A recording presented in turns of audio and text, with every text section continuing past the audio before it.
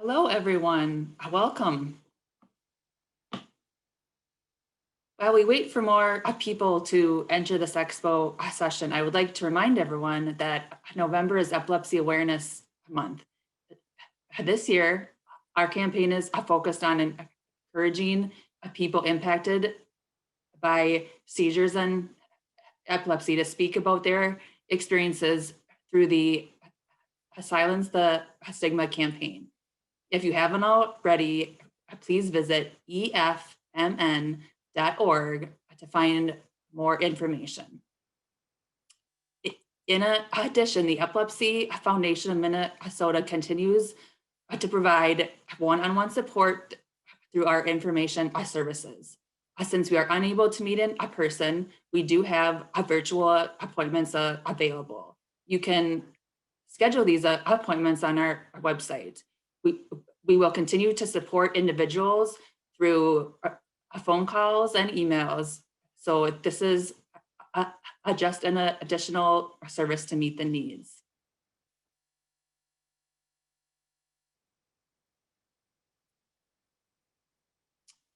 All right, with that, I would like to thank everyone for joining us for the Innovations in Epilepsy and Wellness Expo. I am Nikki Baker, Program Director at the Epilepsy Foundation of Minnesota. Today we welcome Janelle Pash-Berglund to speak about comorbid conditions with epilepsy, focusing on an overview of prevalent conditions that are often seen along with the epilepsy diagnosis and how to best receive a comprehensive treatment. Before we start, I would like to go over some housekeeping information. For this webinar, your cameras and microphones are hidden as the focus will be on the speakers and the presentation. Following Janelle's presentation, we will have a panel discussion to talk more about today's topic. We will close with a Q&A session where you are able to ask questions to our experts. On the Zoom toolbar, you should see a Q&A icon. Please ask your questions through there throughout this session. And before welcoming our speakers, I would like to introduce today's moderator, Dr. Alexandra Sakura. Originally from Vancouver, Canada, Dr. Sakura pursued her studies in psychology at McGill University, followed by a master's of clinical neuroscience at University College London in the UK. She then achieved her MD from St. George's University before entering a neurology residency at NYC and NYU. Her passion for epilepsy had led to a fellowship in clinical neurophysiology at New York Presbyterian Weill Cornell Medical Center and Memorial Sloan Kettering Cancer Center prior to relocating in between the coast and Fargo, North Dakota, where she now lives with her husband and a daughter. Currently, she works as an assistant professor in neurology and as an epileptologist at Sanford Health, where she sees patients in both inpatient and outpatient settings. Dr. Sakura is involved with EFMN as an educational speaker, as you see today, and a valued member of our professional advisory board. Thank you, Dr. Sakura, for moderating our session today. Welcome. Thank you, and thank you so much for having me today. It's my absolute honor to be here and part of this discussion. So today I'll start off by introducing our first speaker. So Janelle Pash-Berglund, it's my honor to introduce you. She's a pediatric nurse practitioner at Gillette Children's Specialty Healthcare. Janelle's been working at Gillette since February 2020. She has almost 12 years of nurse practitioner experience caring for patients in the Twin Cities with neurological disorders, including epilepsy, in both the inpatient and outpatient settings. She strives to improve the quality of life for patients and their families through education and compassion. And she's going to go ahead and give us a talk about the comorbidities in epilepsy. So welcome. Thank you. I'm going to try sharing my screen here and get us going.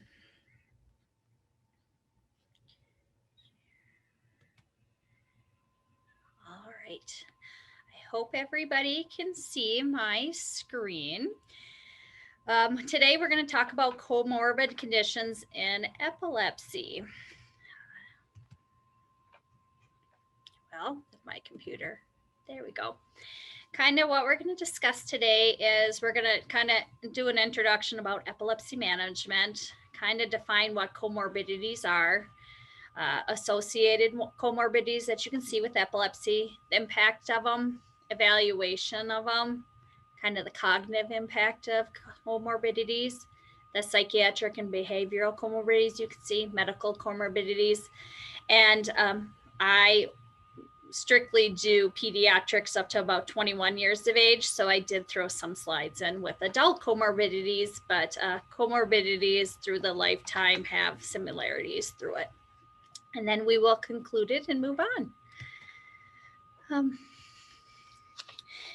Just a definition what epilepsy is. Epilepsy is defined as a chronic disorder that hallmark of which is recurrent unprovoked seizures. A person is diagnosed with epilepsy if they've had 2 unprovoked seizures or 1 unprovoked seizure with the likelihood of more that were not caused by some known and reversible medical condition.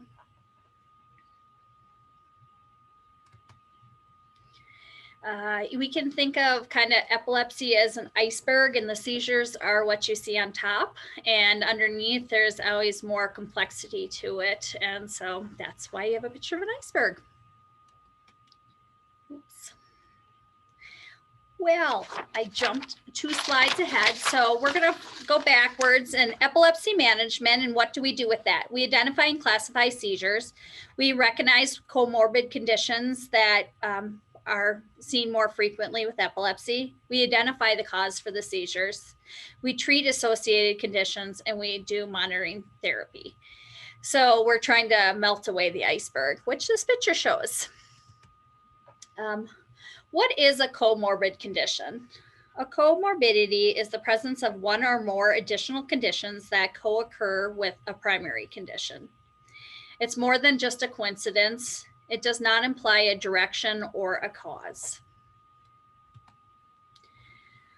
Comorbid conditions in epilepsy. Epilepsy is the chronic condition associated with increased risks of a variety of different psychiatric and medical comorbidities that can adversely affect somebody's quality of life and long-term outcome.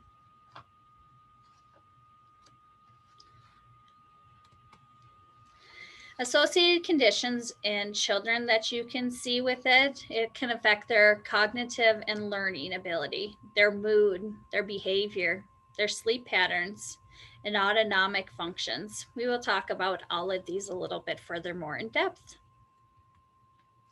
It can have more even medical side work, headaches, motor concerns, tummy things and food issues. Bone health is huge, and injuries. Comorbidities of epilepsy. Comorbidities can be common in epilepsy. They may affect the choice of seizure treatment that a provider picks and discusses with you. Comorbidities are often present at the time of the epilepsy diagnosis. They can add stress to family and friends. They can impact the quality of life of the person with epilepsy. Comorbidities can be more disabling than the diagnosis of epilepsy and seizures. And comorbidities can be treated. How can comorbidities impact the quality of life of the person with epilepsy? It can affect their physical health, their social health, impacting their family and peer relationships, and affect their emotional and mental health, and it can impact school, work.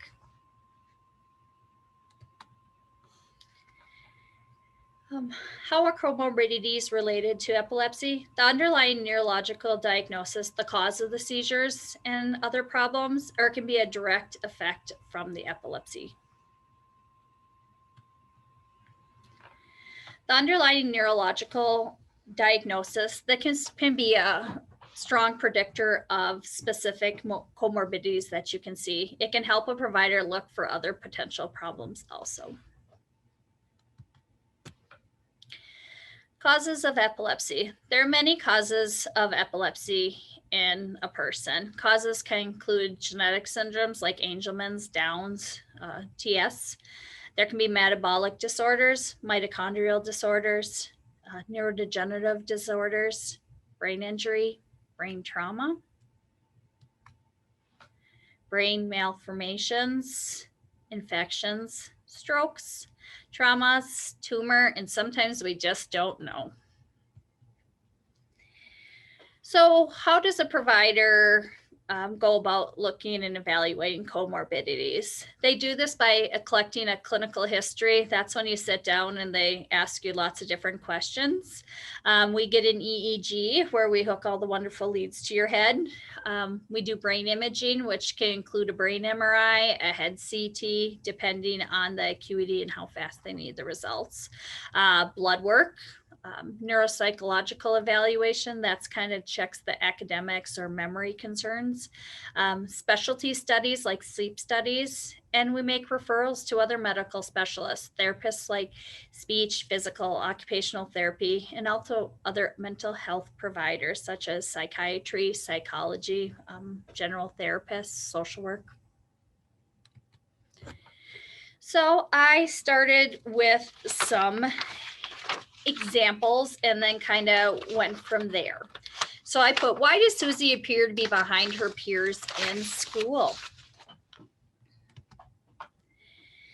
So as Susie's parents, Susie can't identify her numbers and letters as we think she should. She's in kindergarten and does not appear to making gains like her peers. She's getting no services privately or in the school system. Should we have her evaluated? Where do we start? Well, epilepsy and cognition is the thinking and learning. There can be a correlation. So we watch for global intellectual disabilities, language impairments, learning disabilities. More specific neurocognitive domains as attention, executive functioning, memory, visual spatial motor. Some of that can be evaluated with neuropsychological evaluation. Management of cognitive issues can be specific therapies, educational accommodations like 504 plans, IEPs.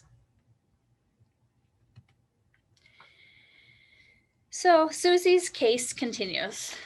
As a provider, there are many places to start when concerns about learning disabilities. First, I would recommend that the family talks with the school district and her teacher regarding evaluation of her academic needs to make sure that she's getting the services she needs at school. Secondly, you should talk with your neurological provider regarding concerns and see if further investigation is needed. For example, neuropsych testing, genetic testing, brain imaging, and any further therapy evaluations.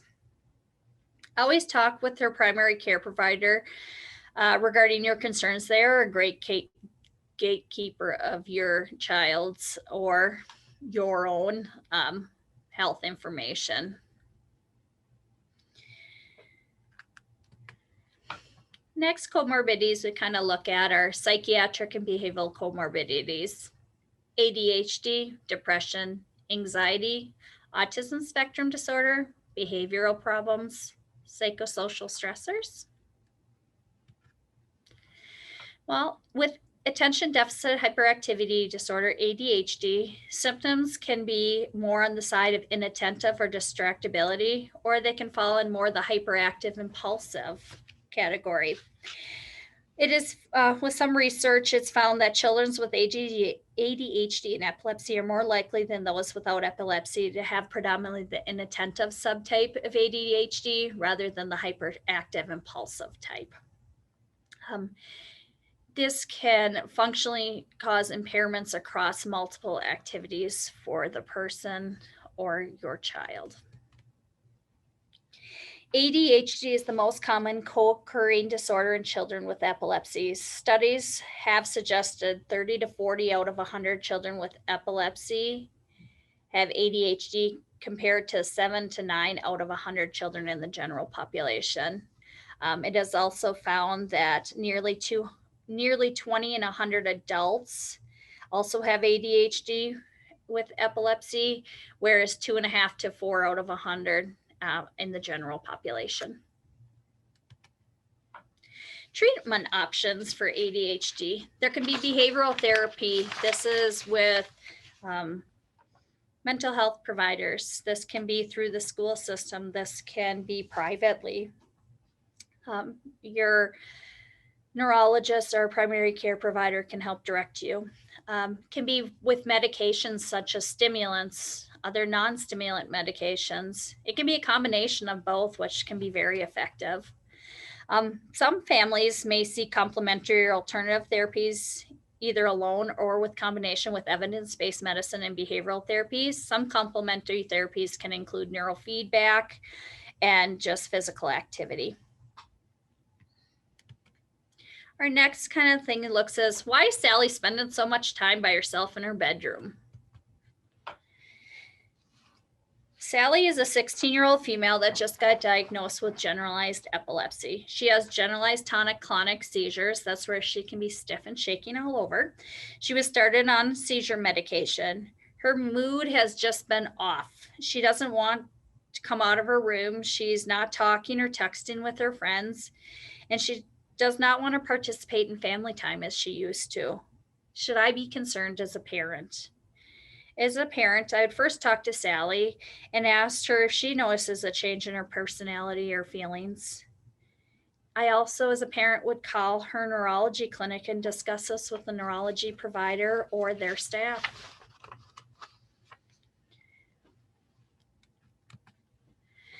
Depression or prevalence is 1/3 of people with epilepsy have a psychiatric disorder. A risk factor can be family history. Some symptoms you can see and watch out for with concerns of depression is irritability, anger, sadness, thoughts of self-harm, social isolating themselves from friends, family, loss of interest in activities that they used to do, feelings of worthlessness, low self-esteem, a decline in academic ability, or even work performance.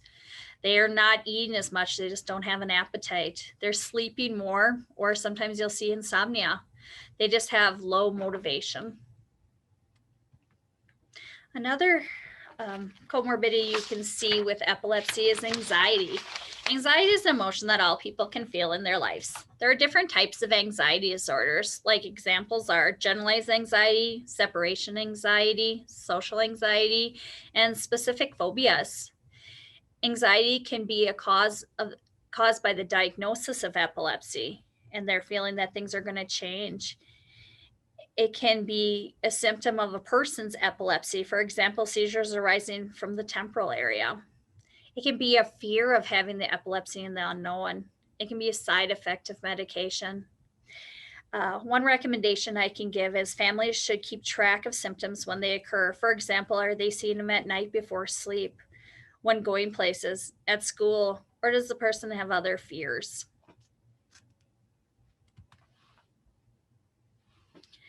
Treatment for depression, anxiety. Some utilize medications such as SSRIs. Other ones use psychotherapy, cognitive behavioral therapy, or they use, again, a combination of both to provide the care needed.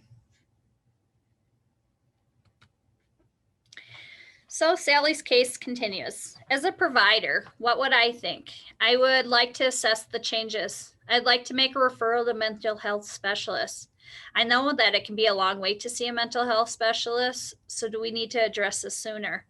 I question, do I need to stop her anticonvulsant medication or make a switch? Is there a concern for suicidal ideation? Does she need more immediate evaluation? How can I best help my patient? Well, I also would recommend the family works with school to see if there's anything that they can help with to address her mood concerns. Does the student need a 504 plan? Does she need an IEP? Is she having academic issues that it can do it? Otherwise, sometimes they will have school plans for behavioral health. The goals of treatment for all providers are to improve the seizure burden, decrease possible side effects, and have the person feel and think well. With their next case, why does Sam not appear to interact or want to play with his peers? Well, sometimes it can be a symptom of autism spectrum disorder. Autism spectrum disorder is a complex developmental condition. The severity of symptoms can be different for everyone. Features of autism can include social interaction impairments, impairments in their speech and nonverbal communication, restrictive, repetitive, and stereotypical behavior. Up to 30% of people with epilepsy meet the criteria for autism spectrum disorder. Seizures are the most common neurological complication in autism spectrum disorder. There can be a higher incidence of abnormal EEGs with or without seizures in people with autism spectrum disorder.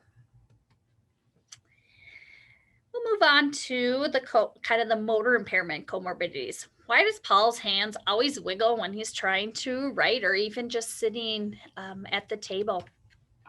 Well, it can be a motor impairment. Is it a side effect from his medication? Do you have to look into cerebral palsy? Is it a movement disorder? Is it a balance impairment? Is it a gross or fine motor delay? Is it low muscle tone, which doctors call hypotonia? Is it motor planning problems? Well, when we look a little bit further into cerebral palsy, it's defined as a group of disorders that can affect a person's ability to move and maintain their posture and balance. It can be secondary to injury in the developing brain or brain anomaly. CP is not progressive and is a permanent injury. There are different types of CP, as you can see. This can be better evaluated and discussed with your neurologist, and they will make recommendations to specialists outside of neurology for evaluations also of CP. CP and epilepsy, epilepsy can occur in 1/4 to 1/2 of people with CP. Clarification is needed for seizures. With the movements, is it seizures? Is it involuntary movements? Is it non-epileptic events? Due to the brain injury with people that have cerebral palsy, it places them at increased risk for seizures, as we note with the 1/4 to 1/2 people. The onset of seizures are typically seen within the first 2 years of life. So moving on to autonomic symptoms. Why does Matt always feel cold on his hands and feet? That is a great question. It can be an autonomic symptom. What are autonomic symptoms or signs? Well, it can be a heart rate change, a breathing rate, or a control change, blood pressure issues, body temp issues, especially in the hands and the feet, sweating, pupillary changes in your eyes, tummy upset, bladder function. Important autonomic symptoms and epilepsy. So I tried pulling out some of the more ones that are written about. Autonomic symptoms can be common with focal aware seizures. So in the olden days, those were called simple partial seizures. So they are alert and awake still, but having some of those feelings or sensations of autonomic, as reviewed before. Autonomic symptoms seen with seizures can be kind of an epigastric rising sensation. So a feeling of something in the back of your throat, sweating, kind of the reflex of producing goosebumps, pupillary changes, autonomic symptoms such as heart rate changes or kind of that cyanotic or that bluing, a lot of times around the mouth, can be seen during the physical part of seizure activity. Well, the best way to keep track of these and the best way to help your provider help you is to keep a diary of the events of concern. It can be helpful for your provider writing down what symptoms are happening, when do they happen, how long do they last for. Kind of the next thing we're going to look at is sleep and epilepsy. Why is Stephanie always tired during the day and want to take a nap? I couldn't find a kid sleeping, so I picked a cat that slept instead. So Stephanie is an 8-year-old girl that was recently started on a new anticonvulsant medication after continuing to have seizure activity on prior medication of Keppra. She was started on Depakote. She appears to have improved seizure control at least during the day, but appears more groggy when I try to wake her up in the morning. She needs to be woken up and will not wake up by herself as she used to. This is a new problem. As a parent, do I question, is this a side effect of the medication? Well, sleep disorders can be seen 13 times more often in children with epilepsy than with the general population. You can see insomnia, so difficulty sleeping, sleep disordered breathing, excessive daytime sleepiness, behavioral sleep issues can be behavioral and not have anything to do with your seizures or your medication. Seizure-related sleep disturbances, the patient having seizures when they're sleeping that are not being recorded or witnessed.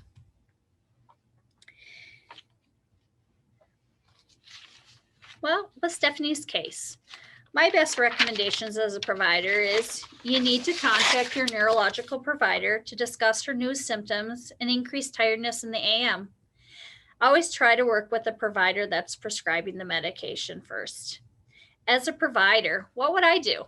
I'd like to know how long has it been happening? Does it happen more when we make medication increases? Does it improve as she's been on her medication longer? Once she is awake in the morning, does she stay awake during the day or does she fall asleep or does she need to take naps during the day, which is uncommon for her? Is it affecting her daily activity? Is it bad enough that you think medication changes are needed or should we give it time? Well, if these sleep issues or concerns continue despite making changes, does she need a referral to sleep medicine to evaluate, is there more than just medication relation? Next, we're going to talk about headaches, which can be a comorbidity of epilepsy. Why does Ella complain of her head hurting after she has a seizure? Headaches, again, can be a comorbidity of epilepsy. So it needs to be addressed if the headaches are the cause of the epilepsy or epilepsy treatment. So are they caused by her seizures or her medications? Are they related to the underlying neurological condition which epilepsy is part of? Is there a change in her environment? Did their daily routine change? How long have they had headaches? How long are they lasting? What kind of interventions have been tried? Increasing fluids, sleep, over-the-counter medication. Some of the headache types that you can see with epilepsy are migraine headaches. Well, when your provider is making a decision regarding treatment for your seizures, they might look into a medication that is also utilized for headaches like Depakote, Topamax. Well, you can have tension headaches. These can occur with stress. And is it a stress because of your diagnosis of seizures? Is it a stress of the unknown? It can be a seizure-related headache, kind of around the time of seizures or after seizures or before seizures. Over-the-counter pain medications usually can be helpful with these. Headaches can also be tied to attention concerns and poor sleep habits. You can talk with your neurologist regarding headache management and non-pharmacological interventions and also medication options. Next, we kind of go into why doesn't Matt want to eat anymore? Well, that can be caused by a few different things. It can be an appetite change of Increase or decrease? He appears to have a decreased appetite. Is it medication related? Is it caused by abdominal discomfort, nausea, vomiting? Is it a feeding intolerance? Is it delayed tummy emptying? Is he having pooping problems where he's really constipated, or he's having really loose stool of diarrhea? And another important thing is bone health. Should Natalie take calcium and vitamin D due to being on anticonvulsant medications? Well, bone health, there can be poor bone health, can be related to the decreased ability of physical activity and decreased social interaction. With seizures, you can have an increased risk of fractures. Is injury related to the side effect or the seizure activity? Is it related to poor bone health? Well, what causes poor bone health? Increased risk of poor bone health can be the non-ambulatory people, so the people that aren't walking. It can be multiple medications, seizure medications included in that. Ketogenic diet, which changes the physical makeup of the body. You're just having overall poor nutritional status. Again, specific anticonvulsant medications can break down vitamin D. You could have a family history of osteoporosis, your ethnicity, thyroid issues, liver disease. So we're going to move into my next category because I know a lot of the stuff was pediatric focused, and I wanted also to put adult information in my stuff. But again, I'm not as well versed in adults as some of my other colleagues on here. So what do we look at with comorbidities in the adult population? Well, it can have a psychosocial effect. Their employment status, driving status is huge in even teenagers, young adults, and even all the way up to people that are just wanting to drive their vehicles, go to work. There can be an increase in smoking, an increase in alcohol consumption, and less physical activity due to concerns of seizures or not wanting to fall with physical activity. Psychiatric disorders are also prevalent with depression and anxiety, as discussed before. There can be increased risk of suicide thoughts. Psychotic disorders are 2 to 3 folds higher in patients with epilepsy compared to the general population. There can be cognitive impairments. The contributing factors can be age, underlying epilepsy etiology and genetic variants, effects of frequency and duration of seizure activity, side effects of the medication, complications of other surgeries, and psychiatric comorbidities. Adults, continued. Sleep disorders can be also seen in the adult population, not just in peds. Sleep disorders can be common with people that have epilepsy, especially medically intractable epilepsy. So those are the seizures that are hard to control, or the ones that have been on multiple medications without seizure freedom or significant reduction. They can have obstructive sleep apnea, which can also be seen in kids, insomnia, and other sleep disturbances. Insomnia is reported in more than half of patients with epilepsy in some studies. It can be more severe in patients with psychiatric disorders. There can be issues with cardiovascular disease, hypertension, stroke, bone disease. Some of your neurology providers do bone scans as you get older. They recommend vitamin D and calcium supplements. Accidents and injuries, obesity. So I kind of look, how can I make my concerns heard as a parent? Well, first you should talk with a person's neurological provider and bring your concerns with detailed information is always helpful for us. Give examples and keep diaries if able with more specifics like symptoms, what happened before, what happened afterwards, how often, what time of day, and who is witnessing it. If concerns regarding cognition, kind of that learning, thinking, memory, how you're processing stuff. Ask to see if you can have neuropsychological evaluation. This may not be an option in your primary neurology clinic due to services offered there, but most of them have a referral base of places they utilize. There can be a long wait time regarding these services, so please talk with your neurological provider.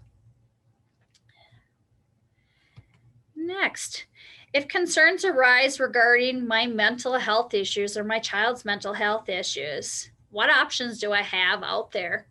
Well, a lot of providers have recommendations or options that they utilize.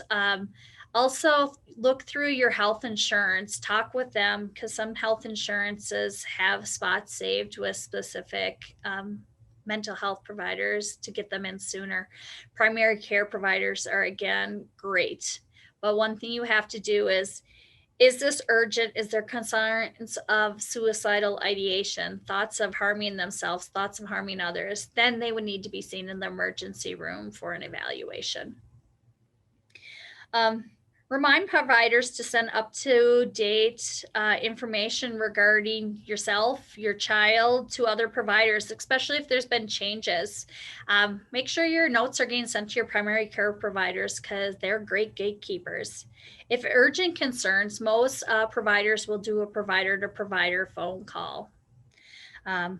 Often our patients and families end up educating other patients and families and school about their child's needs because they're the expert on their child's medical and mental health care. Again, I can't make it noted enough that primary care providers are the main gatekeeper of a child's medical team. They can identify other supports that would be helpful. And therapies that would be helpful in the child and family based on individual medical history, supports, and situations. Kind of to wrap everything up, comorbidities are common in epilepsy. Comorbidities can negatively affect the well-being of a child, adult, and family. Treatments of seizures should reflect awareness of the person's comorbidities. Treatment of epilepsy starts but does not end with seizures. The management of epilepsy should not just focus on epileptic seizures, but should also include thorough assessment of all aspects of health, including development, psychiatric symptoms, nutrition, growth, and sleep. And that is the end of my PowerPoint. I have my references listed. Great. Thank you so much, Janelle. That was a very comprehensive and informative talk. And yeah, I really, really enjoyed it. I'm sure everyone enjoyed it.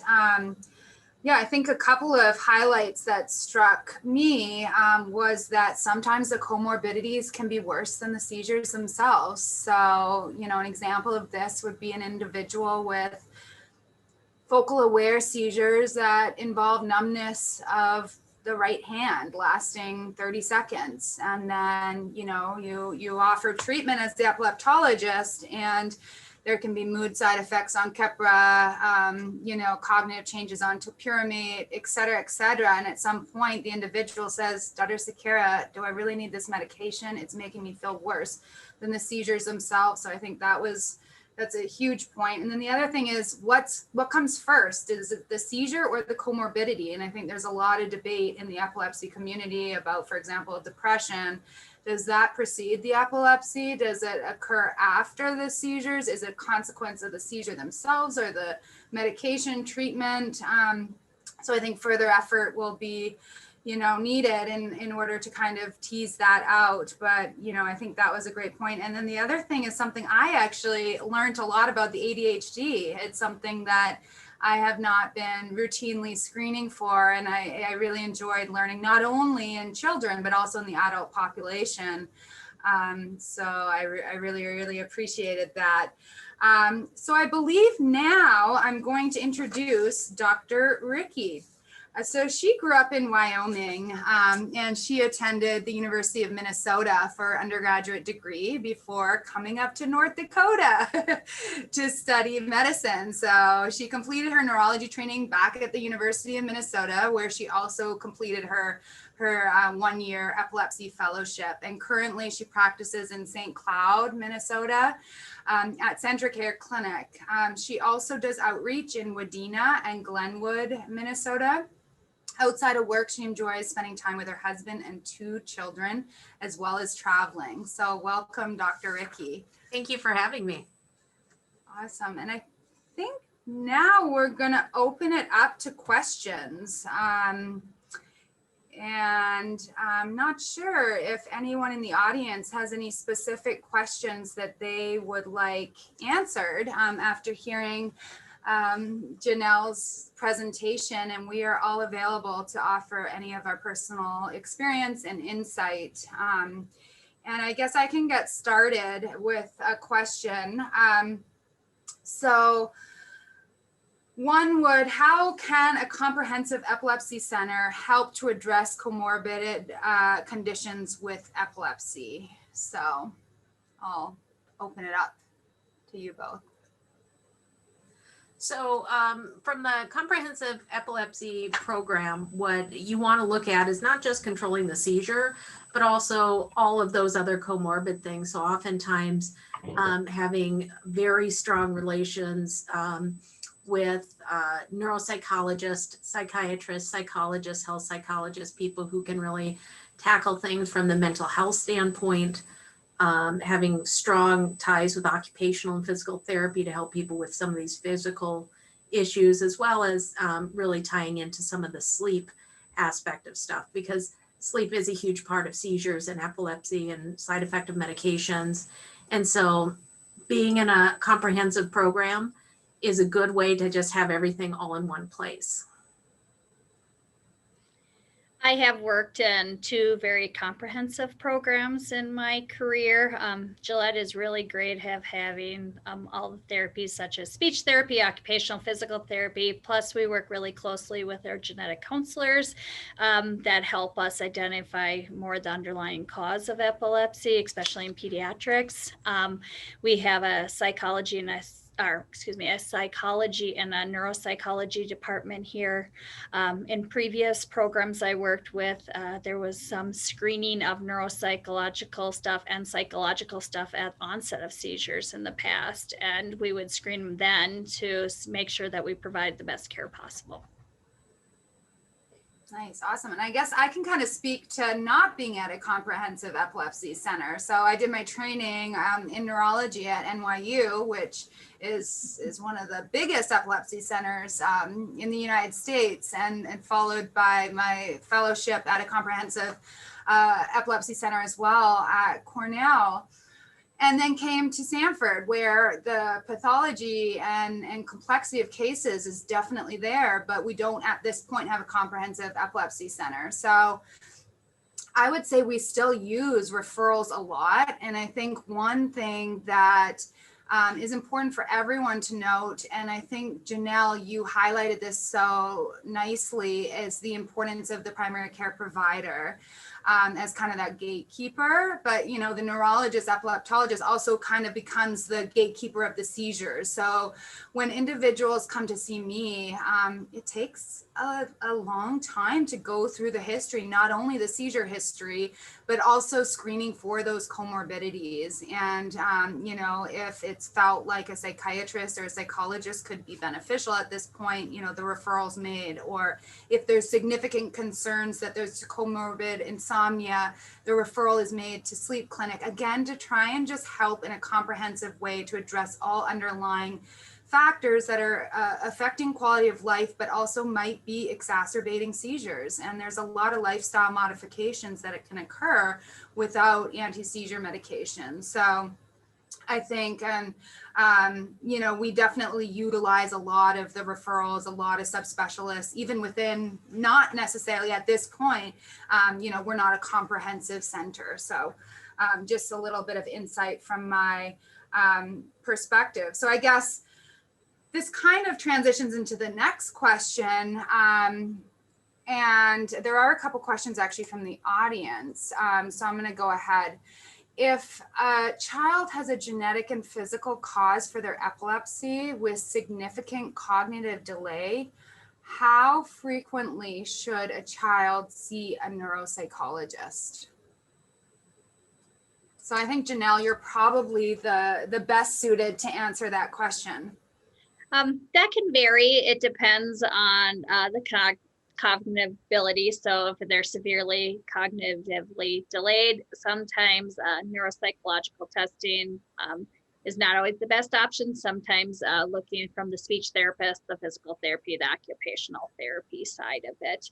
Neuropsych testing, insurance based from insurance, they don't test more than once a year, usually don't pay for that. I found in past experience from them, unless there's like new concerns, and then they will pinpoint and look at certain things. If there's maybe side effects from medication with previous jobs, they'll sometimes maybe do a short battery of neuropsych testing for me to say, hey, there is a medication side effect for it. So the duration in between neuropsych testing, so we have it every 2 years, 4 years, 5 years, really depends on the gains that they're making, what school's seeing. Schools always reevaluate kids yearly for their IEPs with that. So regarding neuropsych testing, it really is based on kind of the neurology provider that sees them and sees how often it should be done. What do you think, Dr. Ricky? Anything else from a more, do you see peds too? I do see kids as well. I would say probably one time when I think it's really important for pediatric patients to get it is before they turn 18, because then we're making decisions as we transition into the adult world. Are they going to need somebody who will help them manage their money? Are they going to need to be in a more supervised setting? Are there other things that we can do to support them so that they can become more independent? And I think that's a really important Yes. area where it's just critical that we have that. Yeah, and I mostly see adults, so I feel like I don't have a lot more to offer. But yeah, my experience is at most normally every year would be the interval, but everything would change depending on the clinical context. Janelle, did you want to add something else? No, I agree with Dr. Ricky. It is kind of those major transitions in life. Sometimes like transitioning into high school to make sure they're getting the appropriate services. Yes, the 18-year-old regarding guardianship, stuff like that. Sometimes it's not as helpful when they're going right into kindergarten to get it. Sometimes more after they've been a year into school from that standpoint, kind of moving into the first thing. So kind of those major transitions are times in the past that I've referred my patients to have them. So we do have several other questions. Great to see. So I've been diagnosed with epilepsy for 15 years, and since being on medication and have noticed a loss of memory and concentration. I had always thought it was a side effect of my medication, lamotrigine, but recently became aware of the connection between ADHD and epilepsy. How should I go about determining if my symptoms are actually from ADHD or from the medication? That was my own, that very end part was my own extension of the question. So forgive me. So great question. Challenging question. Who wants to tackle this first? So I deal with this quite a bit where people are coming to me in their 40s or 50s. They've had long-standing epilepsy, or even in their 30s, and they're telling me they can't concentrate, they can't stay on task, things just aren't quite right. I think that's when doing neuropsych testing can really help us ferret out, is this ADHD? Is this a problem of medications? Is your epilepsy coming from your temporal lobe and that's what's causing the memory problems? And so this is kind of what we expect. We do see higher rates of dementia in patients who have epilepsy. And so, are we looking at early Alzheimer's dementia where you're not having a lot of symptoms, but the memory piece is there? We particularly think about that in our 60 and 70-year-old patients. So the best way to get it evaluated is by doing neuropsych testing, because they can really help us figure out what are all the contributing factors and then what can we do about it. Any other thoughts, Janelle?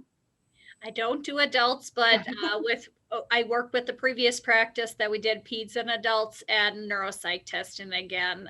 I would recommend for that population also, if those are the concerns, to help kind of pull out what it is or how can we best help it.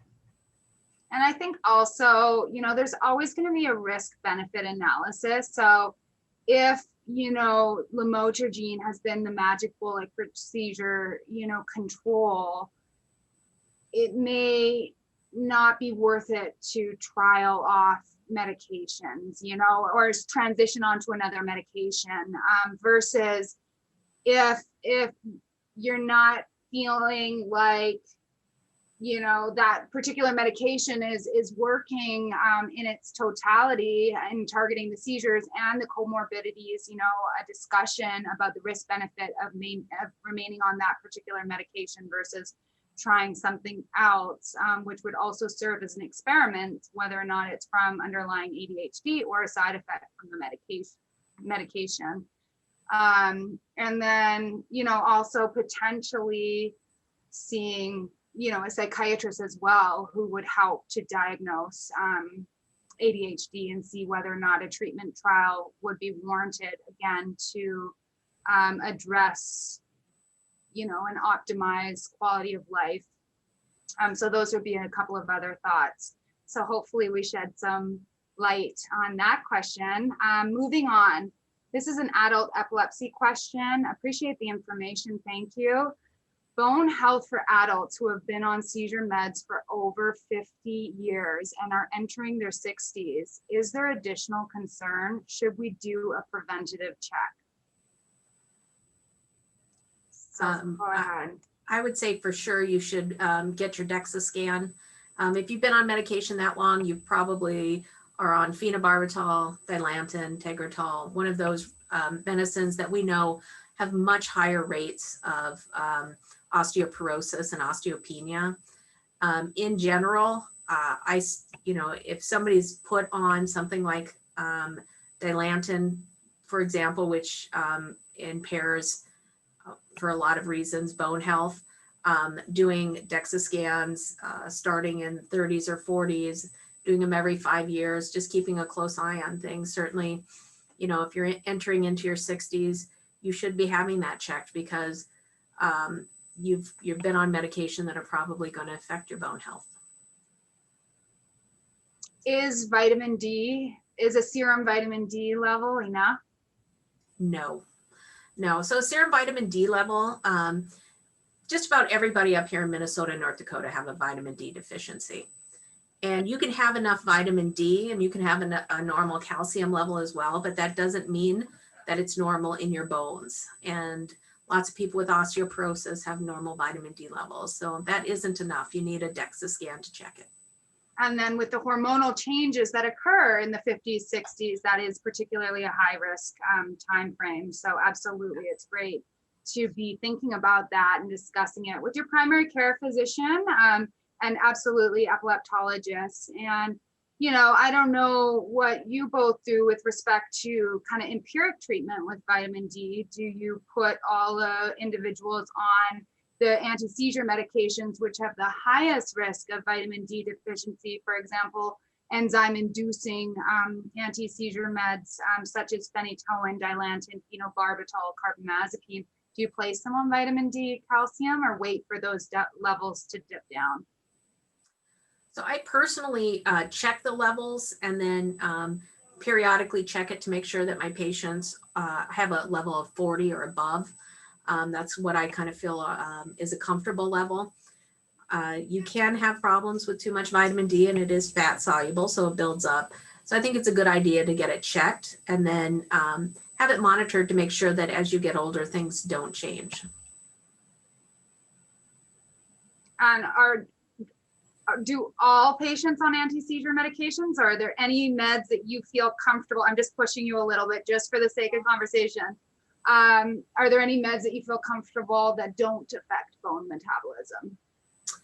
Levetiracetam or Keppra probably doesn't. But as I said, here in Minnesota and North Dakota, everybody's got vitamin D deficiency. I mean, just because we don't spend enough time in the sun. So I don't routinely put people on them, but I do routinely check, even if they're not on a typical medicine. Totally agree. Janelle, any other thoughts on that? With calcium and vitamin D, I have, as my teenagers have started to transition into young adults, sometimes I will recommend calcium and vitamin D, maybe at a little lower level than some of the ones that have deficiencies, but just to help supplement as they get older. Cool. So I hope we helped answer that question. Moving on, can you please talk more about adult bone health? For adults, are there usual doses of calcium and vitamin D that you recommend to prevent osteopenia, osteoporosis? What ages are usually recommended for epilepsy patients to get bone scans? Are there specific foods, amounts of foods that you recommend to prevent osteopenia, osteoporosis?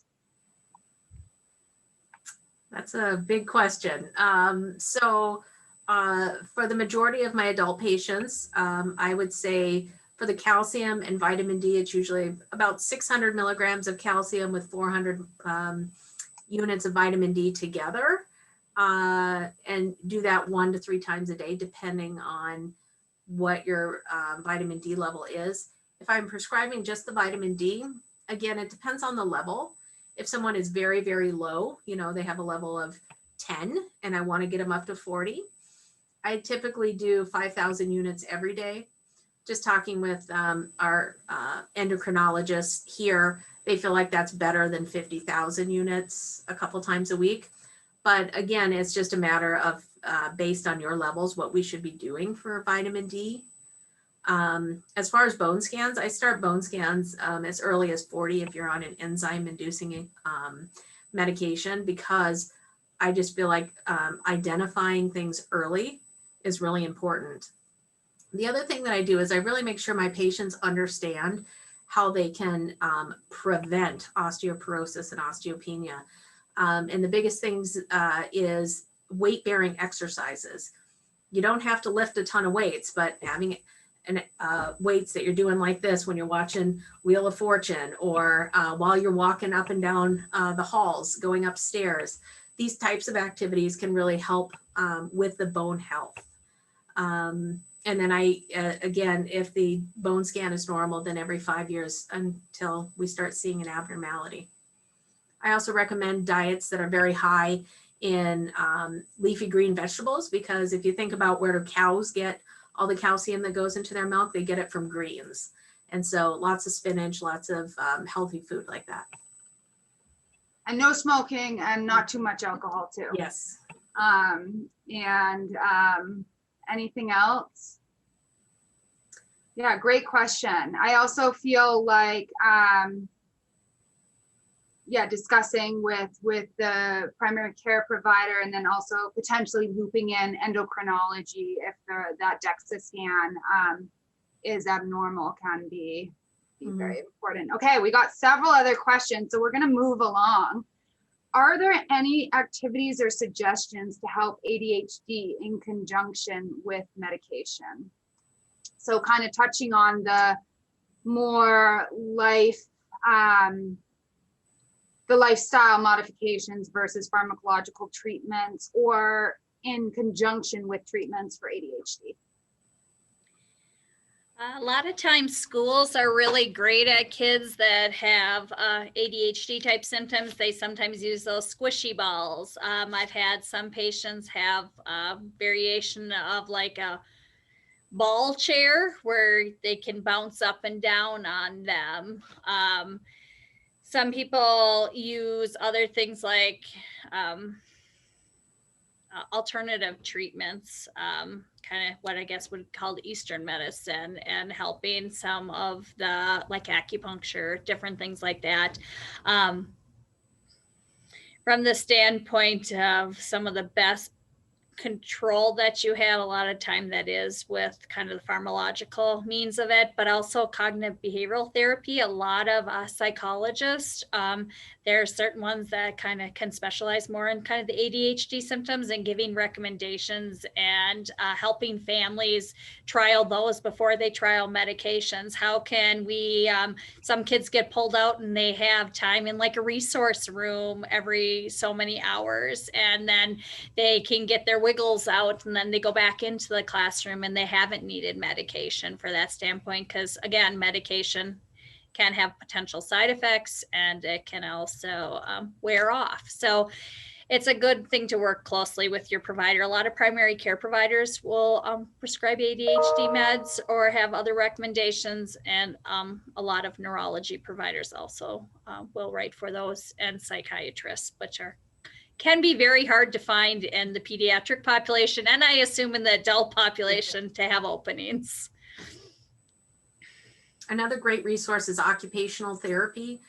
They can often make some recommendations, sometimes things like compression shirts or weighted blankets, sit-stand desks. They have a lot of ideas of what they can do to help both adults and children with ADHD.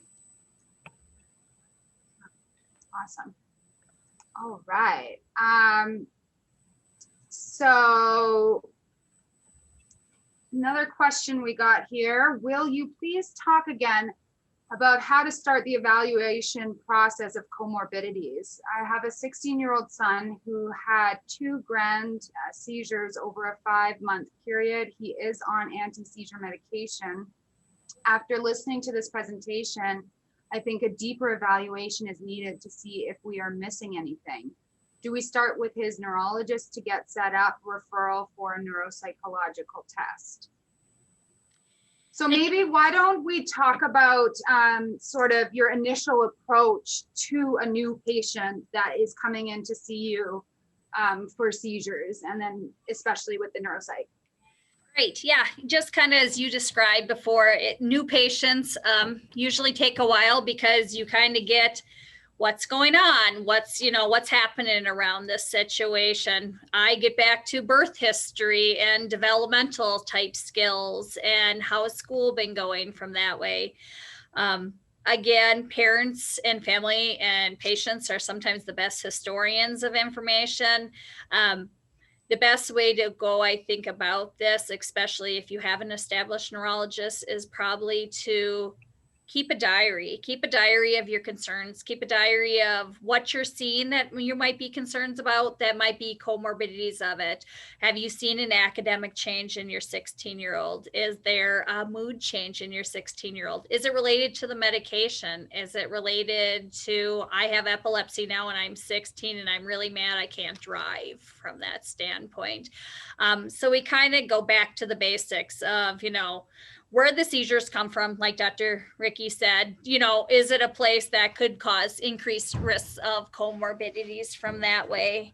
And so I think the evaluation is going back to a really good, thorough history of it, and then making sure that you write your concerns down as a parent, because again, no matter how much information we obtain, we're not in your situation. So really detailed information about your concerns. I think your neurologist will help you be able to direct you to, do you need neuropsych testing? A lot of facilities don't do it as a baseline with new onset epilepsy. Some facilities do neuropsych testing as a basis of it. With my current job, we don't do it always as at the onset of seizures. In my last job, we started doing it at the onset of a diagnosis of epilepsy. You also met with a psychologist because there's a lot of, like we say, comorbidities with the mental health and then the academics in pediatrics. Yeah, I would just echo what Janelle said. I think you have to start by talking with a neurologist and what are you seeing? Because it's really important to understand that depression isn't, I'm sad. There are lots of other things that go with it. You're not sleeping right. You just don't have interest anymore. Things that used to be really fun aren't. It can look like a lot of things. And being able to talk to the neurologist and say, I'm seeing these changes. This is what I've noticed about how school has gone, or, he stopped working and just a little more withdrawn. And then also allowing the neurologist and your son to have a private conversation where you're not there, because that can be very helpful. I can tell you that in neurology, we see a lot of psychiatry and spend a lot of time talking about this kind of stuff with our patients, not just epilepsy patients. And so bringing it up to your provider will just be a gateway for your provider to address it. And don't be afraid to bring it up. And I think one of the practicalities is, for new patients, for example, I have about 60 minutes, which sounds like a long time, but when you actually get into the story, the history, just as Janelle said, I start from the very time, the individual was born all the way up to our meeting that day. And it can take a long time. So when you get through the seizures, and that's, the sort of crux of it is whether or not we think this is epilepsy, whether or not we're going to recommend anti-seizure medications, further diagnostic workup. Sometimes it's about 50 minutes in, and then it's like, my mood and headache, and there are other things. And so sometimes within a 60-minute new patient appointment, it's not possible to address everything. So I think having a backup plan has been super helpful for me. So I work with a great nurse practitioner who loves headache. And so if there is a significant headache component, I'll make a referral. And so that individual can have a separate appointment to discuss just the headaches.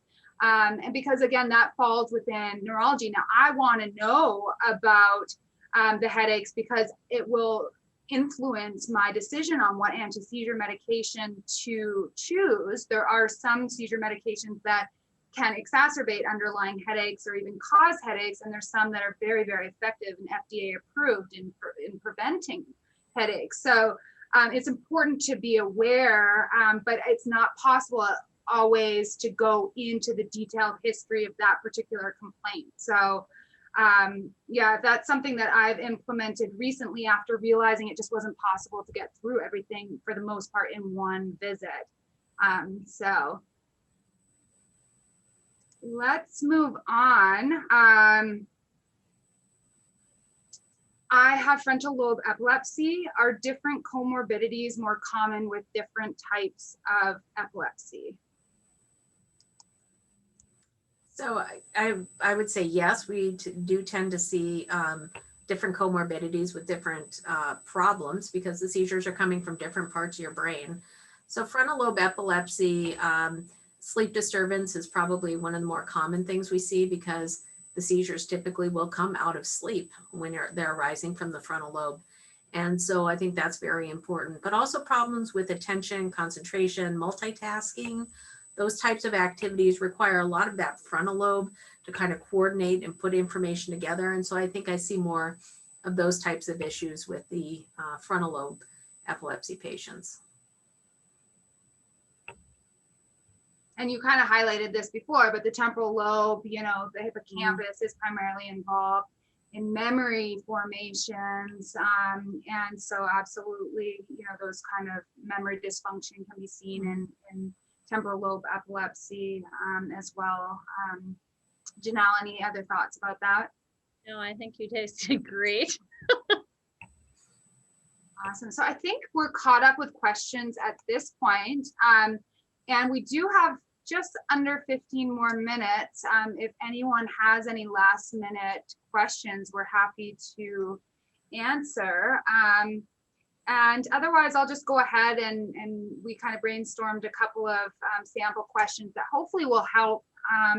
So what do I do if my doctor doesn't recognize or acknowledge the other conditions that are related to my epilepsy, or that other conditions are related to my epilepsy? So what if, you go to see your doctor and you're just not feeling like the other things besides potentially the seizures are being heard? So what do you recommend?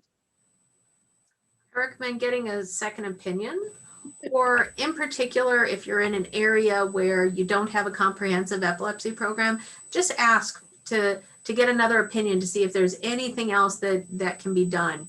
But to get that second opinion, I think sometimes patients are afraid to ask for another opinion, and I don't think you should be. I think you should feel like the more eyes that lay, the more people that are laying eyes on your case, the better off you're going to be. And that may help the provider recognize that there is a problem, or it may be that you're just not with the right provider, that just isn't working for you. And that's okay, that happens. But you have to be your own advocate. You have to be the advocate for your child or your loved one who's affected by this. And you can't just sweep it under the rug. I also feel some families that have limitations and being able to connect with neurologists, so they had to drive 6 hours down from Fargo to come see us in the cities, because Fargo sometimes loses neurologists up that way, especially in pediatrics. And so primary care providers, like I said, can be really great advocates for their patients, especially if you have a good relationship with them. So I do agree with second opinions. Not everybody gets along with every provider, and no one should take offense to it. It's just meaning that there's always different ways to go about to the same means, and sometimes that works better with another provider. But if you are in a smaller community and that's not an option, I think talking with your primary care provider can also provide a benefit. If it comes to some of the academic stuff, getting school involved with it, they can be good advocates. Social work within schools can help out with that. And also social work within your care facility. And a couple other things, just practically, I often have individuals speak to my nurses and just sort of say, I really want to discuss this with Dr. Sakura today. And I started doing that to sort of set the expectation. It just takes a couple of minutes. And then my nurses actually just write it down on a piece of paper. And so I'm aware of the pressing concerns, and inevitably a lot of other things come up throughout our interview, but it's really good to all be on the same page and then to set expectations. So I think sometimes just that, just really clear communication can be super helpful, because again, there are a lot of different things to get through in an initial encounter or a follow-up appointment. And sometimes an additional follow-up appointment is required in order to get to the bottom of everything. And so having some add-on spots. And the other thing from my perspective, being in Fargo, often in more complex cases, or if an individual's like, I'd like to be seen at an academic center, I'm always super supportive of going down to the cities or Mayo Clinic and then coming back. So it's not like either or, it's like, let's all do this together. And so I think that has been really, really beneficial to my patients and to myself as well. So just a couple of ideas. We do have another question. Thank you for the excellent presentation and Q&A session. Awesome. So not a question, but a compliment, and we'll take it. Thank you very much. Any last minute comments from Dr. Ricky or Janelle? Any other thoughts that you want to share? And I'll just be watching that Q&A to see if there's any last minute questions. I guess the only other comorbidity that I personally see a lot in my patients that I think is greatly under-recognized are concussions with seizures in which you hit your head. We get very worked up and we focus on the seizure and treating the seizure and preventing further seizures. And now you have headaches and we're trying to treat the headaches, but there's dizziness along with it. And now you're kind of sensitive to light, and you have a hard time being in the car because the headlights are coming at you. And these are all symptoms of concussion and head injury. And I think a lot of times we spend a lot of time looking at the seizure and we forget about that piece. And that can contribute to things like memory loss. That can contribute to poor performance in school. And to fully assess that, seeing occupational therapy, seeing speech therapy, seeing the eye doctor to kind of get those pieces back in order, I think is really important. And again, thinking about, as you're talking with your doctor about all of your symptoms, just have it in your mind, could this be because I hit my head as part of the seizure? And in the Twin Cities, there's a lot of different concussion programs also, at least offered both for, I know, young adults and teenagers, even younger, that I've made referrals to also, so they get all the specialty care they need. Great. Any other thoughts, Janelle, or any last minute remarks? I feel like you've had quite a lot of talking time. Yet. No one wants to hear me anymore. I have a feeling. That's not true. Well, awesome. I don't know. Oh, I see another question here. Otherwise, yeah, we'll just keep answering questions. No worries. If you want to lose weight, how much weight can you lose before having labs done? I'm not So if sure you're exactly looking at, how that relates. a stepwise fashion, usually I start thinking about 20 pounds is when we want to start monitoring the levels. If you're looking at something like gastric bypass, where you're losing weight very quickly, you might be getting levels every 4 to 6 weeks as your weight is changing drastically. And you have to worry about things like absorption of the medication. But make sure that your doctor knows that you're planning on losing weight, and make sure that you're aware of what the symptoms would be if your drug levels got too high. So things like dizziness or feeling off balance or nauseated or tired, so that you can be on the lookout for those things if it happens. I love that answer. Mine's on the other end of it. My pediatric patients usually are gaining weight because they need to gain weight from that standpoint. They usually aren't gaining it as fast. And labs, depending on what medication are they on, usually about every 3 to 6 months, depending on if they're teenagers and stable, maybe yearly from lab standpoint. But you guys are better at the weight loss than I am. Awesome.